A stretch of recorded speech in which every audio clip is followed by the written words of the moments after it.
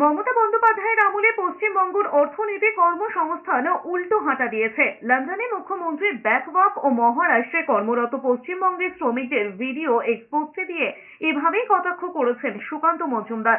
বিজেপির রাজ্য সভাপতির আরও মন্তব্য, লন্ডনে মমতা বন্দ্যোপাধ্যায় শুধু উল্টো হাঁটছেন না, জনগণ বলছেন 2011 সালের পর থেকে তার মতোই উল্টো দিকেই হাঁটছে বাংলার অর্থনীতি কর্মসংস্থান। অথচ মুখ্যমন্ত্রী এবারেও দাবি করছেন যে তার এই বিদেশ সফরের পরেই নাকি সুদূর বিদেশ থেকে বিনিয়োগ আসবে, পশ্চিমবঙ্গ বিদেশি বিনিয়োগের মরুদ্যান হবে। সুকান্ত লিখেছেন, যখন মুখ্যমন্ত্রী মমতা বন্দ্যোপাধ্যায় পশ্চিমবঙ্গের করদাতাদের অর্থে লন্ডনে শিল্পের সন্ধানে সফর করতে ব্যস্ত, তখন এই পশ্চিমবঙ্গের অসহায় শ্রমিকরা ব্যস্ত কোনো মতে জীবন জীবিকা নির্বাহ করতে। রাজ্যে কাজ নেই, তাই শিল্পের আগামী মরুদ্যান পশ্চিমবঙ্গকে ত্যাগ করে এই রাজ্যের হত দরিদ্র মানুষের উপার্জনের আশ্রয় এখন প্রতিবেশী রাজ্য মহারাষ্ট্রে।